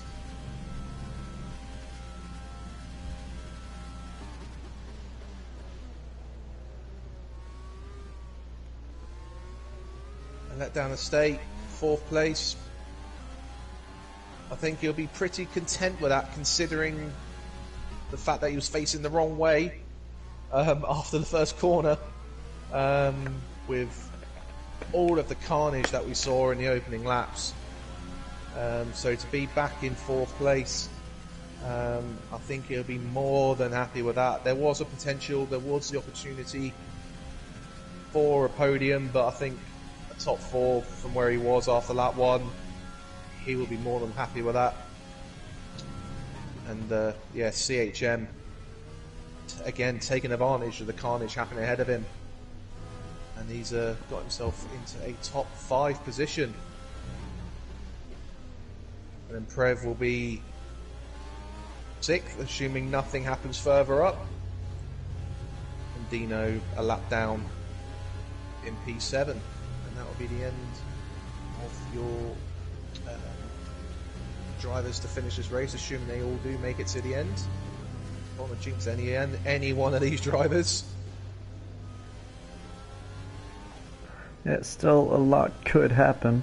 We've seen the race can be turned on its head in a matter of a couple of laps, so as it does look pretty settled at the moment, but that could change.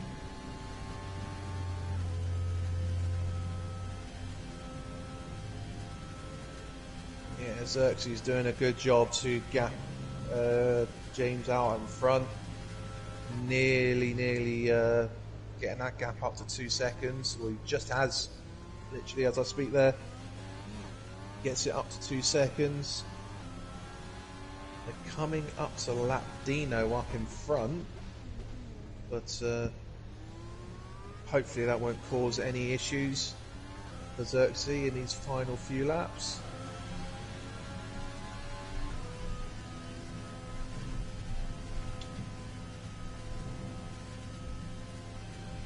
At the moment as well, Xerxes just about holding on to the fastest lap as well. Got the fastest lap ahead of James by about 0.04 of a second. So again, very tight between the top 2 in terms of their overall fastest lap times of this race. Any concerns that we were talking earlier on about whether Xerxes would have been able to manage his medium tyres to the end? He was looking at having to do 28 laps on a set of tyres that supposedly could do 29. But obviously those safety car periods and VSCs meant that he was able to get the free pit stop. And it just removed any doubt of whether the tyres could have got to the end.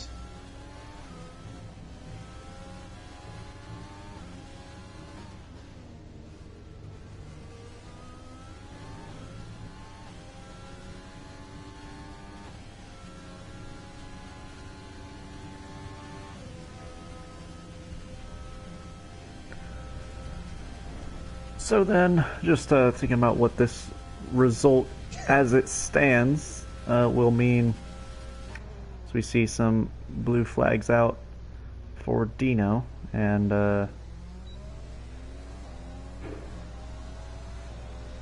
Xerxes having a ghost through him.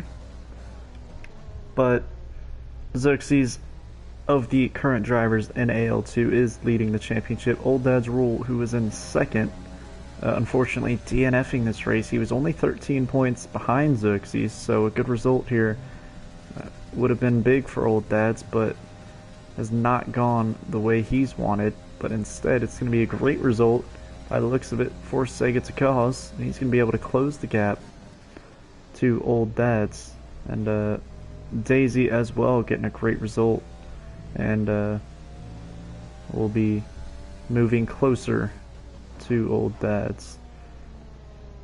And then as a from a team standpoint, the team in first right now is McLaren. So I think they are pretty safe at the top, over 100 points ahead of Ferrari, but not Ferrari's best day, as old dad's DNF Prev in sixth.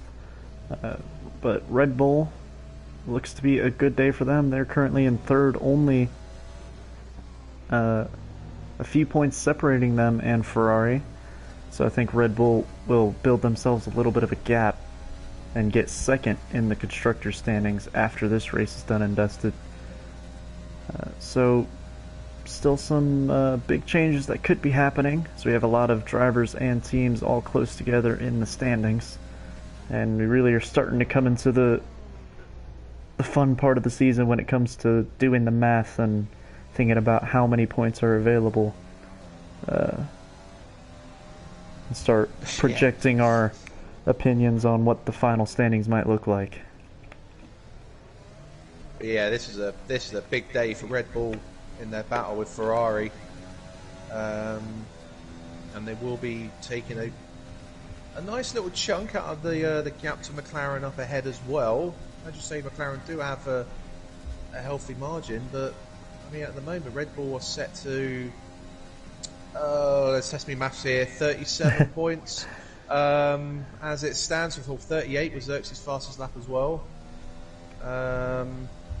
With only 18, so it'll be a 20-point swing between Red Bull and McLaren as it stands. And then, yeah, even more so from Red Bull and Ferrari, with Ferrari only scoring 8 points as it stands. So it'll be a 30-point swing between Red Bull and Ferrari. So a big day here for Red Bull as things stand.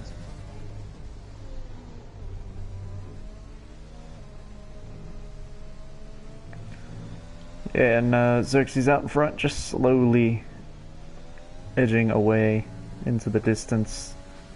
Over 3 seconds now between him and Daisy in the McLaren. Daisy put up a good fight. We knew after qualifying that Xerxes would be the favorite to go on and win, but Daisy definitely didn't make it easy for him. Put on all the pressure, took the lead earlier in this final stint, and made it really entertaining to watch. It's credit to Daisy for putting up a valiant effort and a great fight, but I think Xerxes just had too much pace in the end.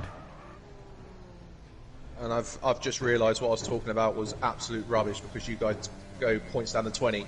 So all of my maths I've just been working out there has just been completely wasted. Still in the old habits of just assuming points down to 10. It is a simple just plus 10 for the top 10. So and then, in terms of the swing, it should be it's a big one. Swing itself should be the same, but in terms of the actual points Red Bull will be getting, it won't be the 38 as I said. It should be more 58. But yeah, good. So the swing should be a little bit bigger. Good day at the office then. Christian Horner will be happy. Or virtual Most Christian definitely. Horner in the pit wall.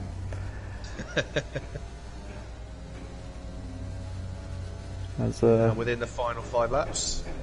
I think the real life Red Bull team will be feeling as though they've got a bit of pressure on them the next couple of races in the real F1.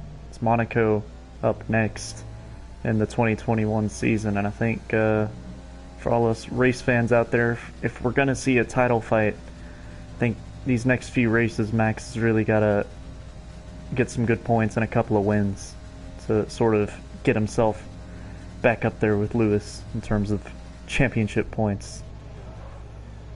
Yeah, definitely. And traditionally, from the sort of the last few races they have done at Monaco, Red Bull have been very, very strong. Their car really does tend to obviously suit Monaco quite well.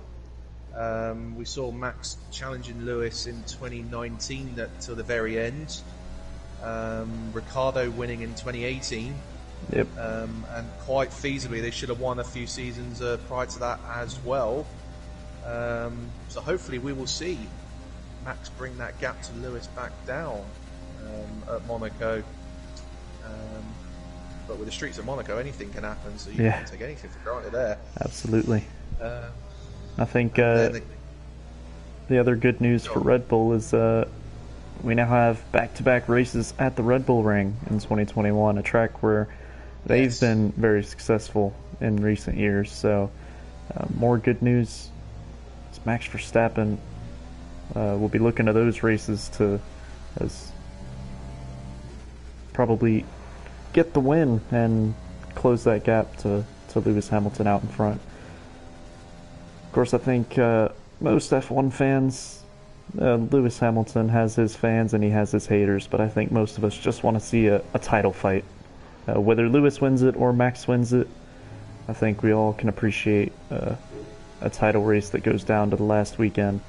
And that's what we all want to see. Totally agree. I mean, even me being a Brit, that's one thing you want to see. I mean, Hamilton winning, you know, no issues there, being a fellow Brit, but you know, it's not always. It doesn't always make it enjoyable when he's, you know, running away with it and having it an easy time. We saw it with the, you know, the Schumacher era, and then again when Vettel was having his very high days in the early 2010s. When the same guy's always out in front and winning, it does tend to get a little bit samey, a little bit boring at times. So, as much as it is nice to see, you know, countrymen being up at front, yeah, that title battle, that battle up front, it's definitely something that everyone wants to see, regardless of who they're actually supporting. Yeah, just earlier today, watching back the radio rewind of the final race of the 2010 season, and the tension in that race with Sebastian Vettel going for his first Drivers' Championship. It was really amazing. I just wish we could get something like that with the current F1 grid. Yeah, the crazy scenario of 2010 where Vettel won the title having not led any part of the championship at all until after the final rounds. That was, you know, that just shows how competitive it has been down the years. For someone to win a championship having not led the championship at any point in that 2010 season, to then come out on top, really obviously did just show how close it was across multiple teams, with Red Bull, Ferrari and McLaren all very, very competitive through sort of 2010 to 2012, 2013. And then obviously the hybrid era, Mercedes have just shown the field how it's pretty much done since then. Yeah, and the unfortunate Ferrari situation where it looked as though they had finally turned the corner after being competitive in 2018, and 2019 looked to maybe have the best car on the grid as we got toward the latter stages of the season, and then having to pretty much start from scratch in terms of a new power unit for 2020 has set them back and just made it, like, they gave us, I guess, a false sense of hope of maybe there will be a Ferrari up there battling for a title, but they have definitely improved this year. They've definitely got the qualifying pace. We saw that with Leclerc getting P4 on the grid at Spain last weekend. They're still a little bit way off in terms of race pace, but they're getting there. They're getting better, and hopefully, when 2022 comes around, hopefully they'll be back up there. But with the new cars coming, who knows what the orders will be in 2022. Can't wait to see how jumbled up everything's going to be. The biggest regulation changes for a long time are coming next year in Formula One, so really looking forward to that.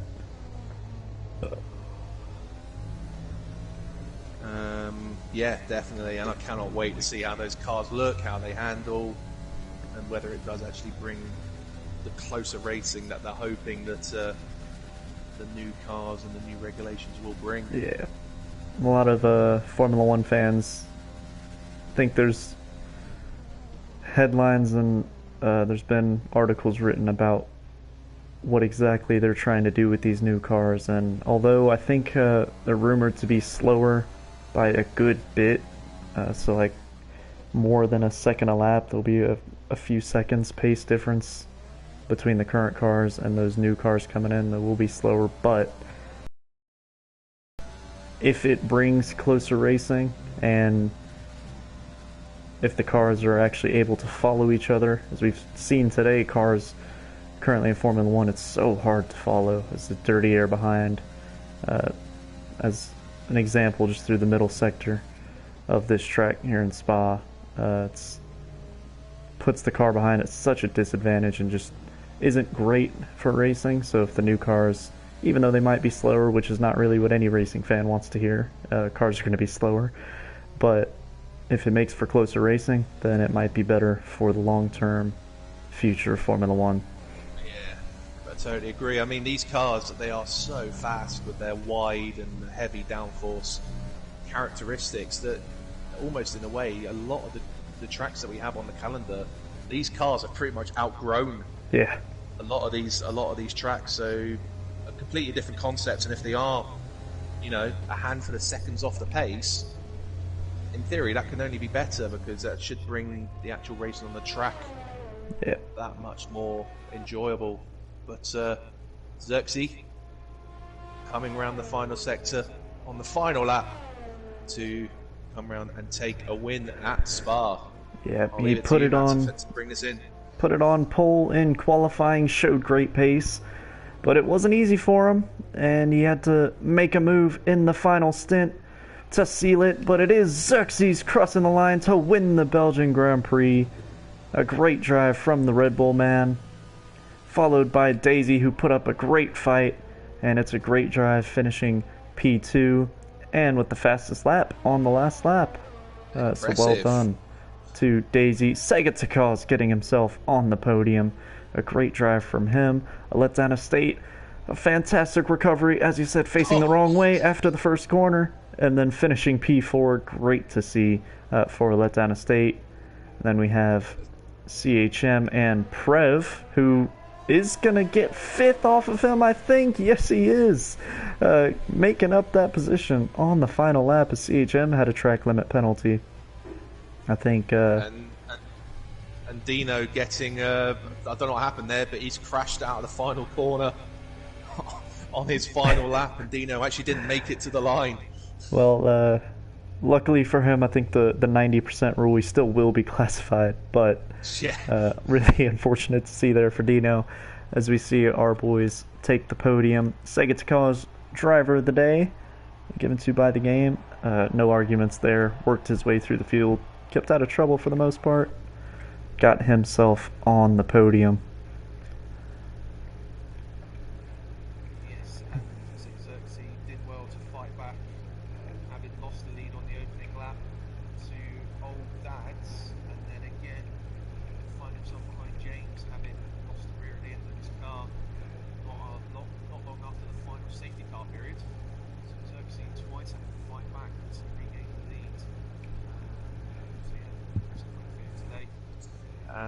And then James taking second place and the fastest lap on the final lap.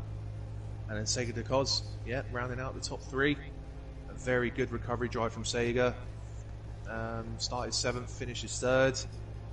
Kept himself out of trouble in those opening laps, and then just took advantage of what happened around him. Only 6 finishes in the end. Lots of action in the opening laps, and then it sort of sorted itself out as we got toward the closing stages.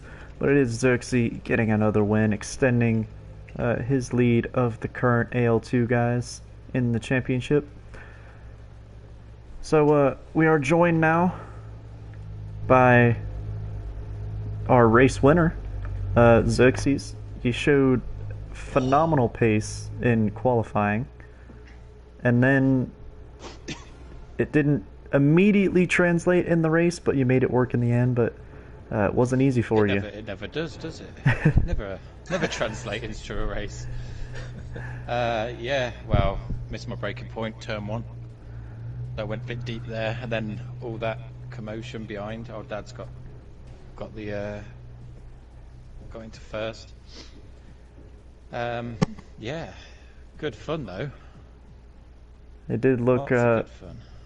it looked like when you got in front, maybe you would have been able to use that pace and pull away, but then the safety car and then James really putting you to the test and actually taking the lead there in the last stint. So what was that like from your perspective? It looked really difficult for you to fight them off. Yeah, heart pounding, mate. No, it was good fun, like I say, and I think I had lower wings, which helped me on the straights.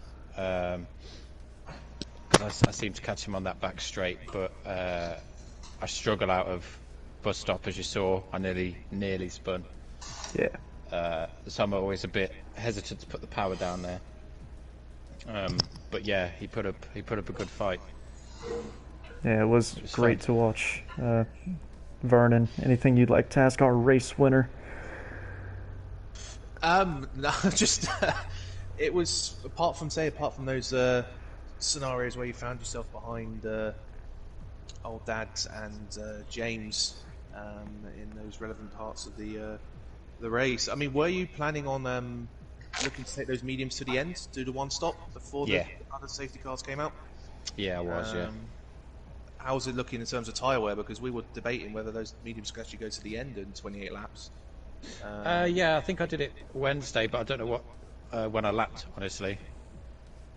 But yeah, I was planning to take them to the end, and obviously the safety car came out, and it was 20 laps, so I thought I'd put the softs on. A few under the safety car should get me to the end.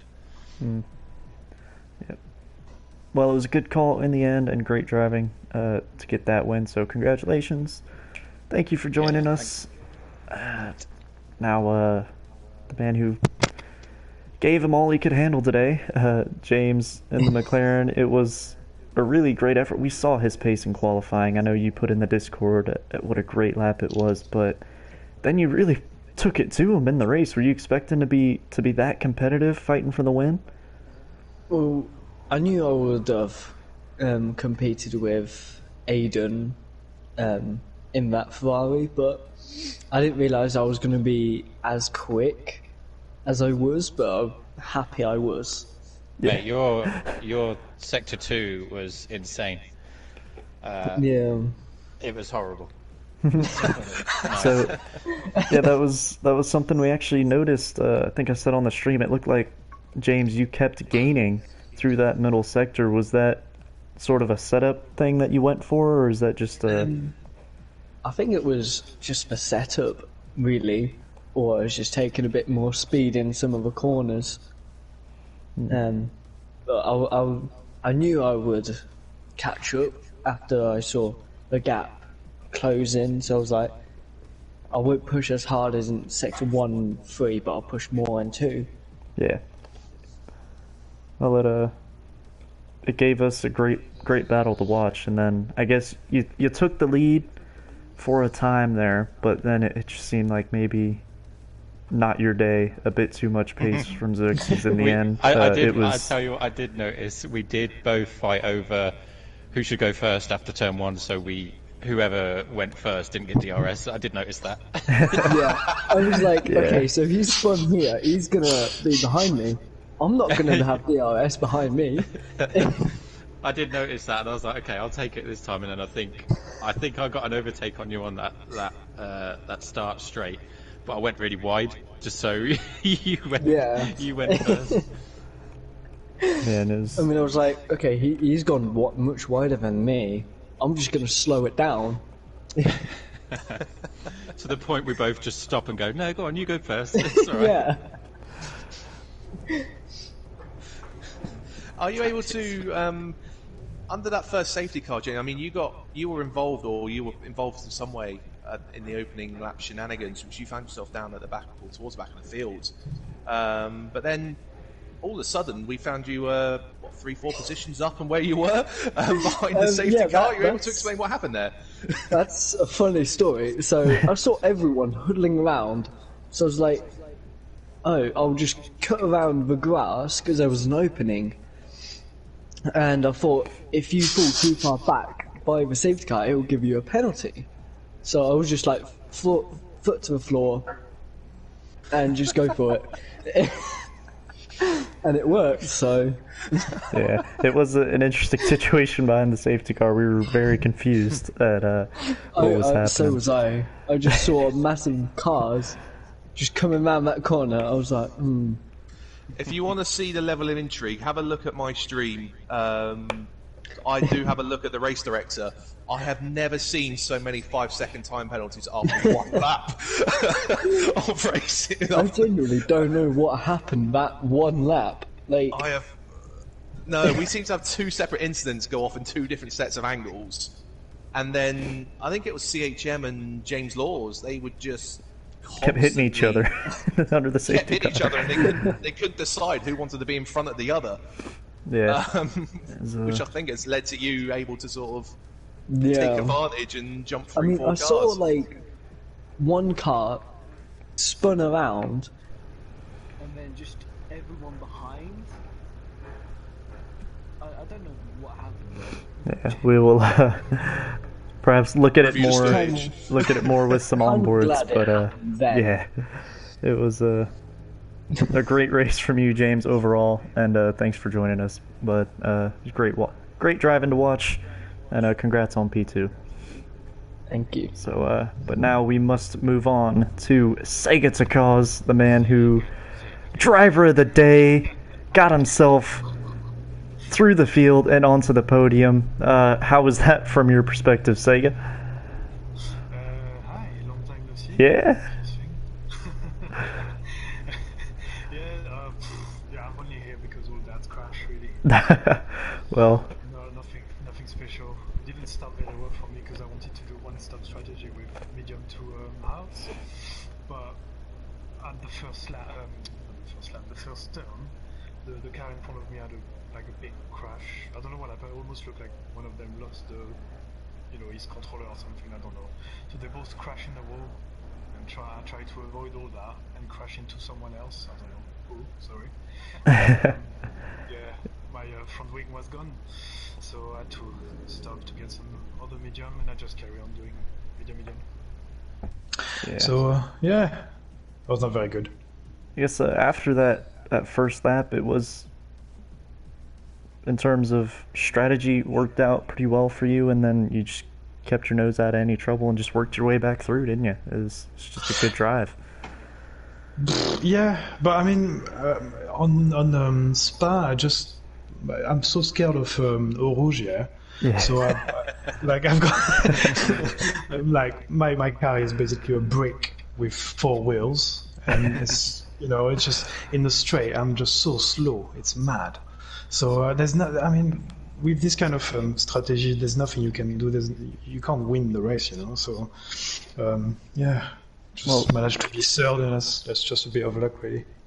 I'm just scared of my life going up Eau Rouge as well, so it's just one of those corners you absolutely hate but scared of. You just gotta send it every time. Yeah, but for 44 laps, I can't stand it 44 times. I mean, that's just too much. Because you're pushing that's pushing my luck, really. So yeah, just try to play it safe and be on the podium. That's cool. Yeah, That's cool. Exactly. I was gonna say You got here, so it's been a while since I've spoke to you, Sega, but it is good to see you back on the podium. I think it's your 3rd podium of the season. Yes, so yeah. no matter how it comes, Mr. a podium is a podium. So congratulations on that. It is still chasing that bloody victory, man. I just can't have it. Just let me win. It will happen. Just once. It will happen. Hey, the top 2 nearly made that possible. I think Xerxes was on the grass at one point when on making an overtake.